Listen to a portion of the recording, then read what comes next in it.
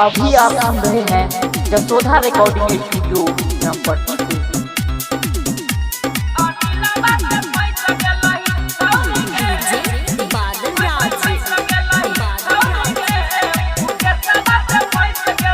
जे तोरा टाइम से मिलेला नहीं गेलियो, लॉकडाउन में हम फंस गेलियो। मुकेशवा से फंस गेलही छौरी गे, राहुलवा से फंस गेलही छौरी गे, इंद्रेशवा से फंस गेलही छौरी गे, मनीषवा से फंस गेलही। ये एको दिन न छौरी चुमा ले लियो, होठा लाली तोहर ने चोभलियो। सुनीलवा से फंस गेलही छौरी गे, अनिलवा से फंस गेलही छौरी गे, महेशवा से फंस गेलही।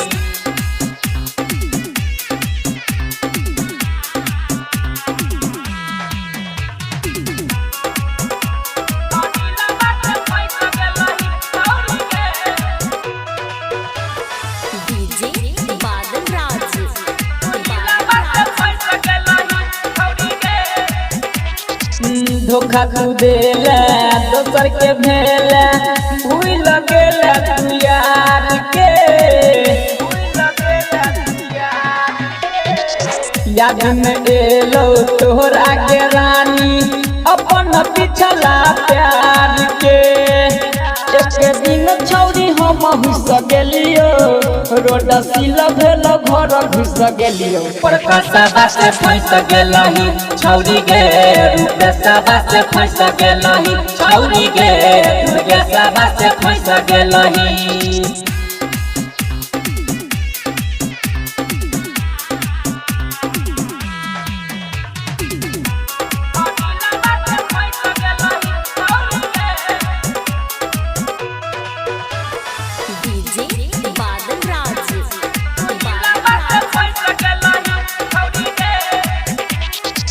देखा के अपन चढ़ल जवानी, बनल सनी लियोन के नानी।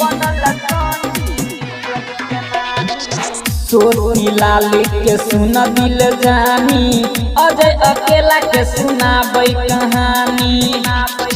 देखते दिन ई जवानी गे रहतो, रूप ढलतो नहीं ना खरा के सहतो।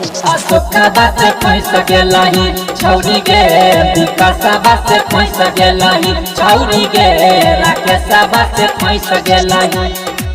जे तोरा टाइम से मिलेला नहीं गेलियो, लॉकडाउन में हम फंस गेलियो। मुकेशवा से फंस गेलही छौरी गे, राहुलवा से फंस गेलही छौरी गे, इंद्रेशवा से फंस गेलही छौरी गे, मनीषवा से फंस गेलही। ये एको दिन न छौरी चुमा ले लियो, होठा लाली तोहर ने चोभलियो। सुनीलवा से फंस गेलही छौरी गे, अनिलवा से फंस गेलही छौरी गे, महेशवा से फंस गेलही।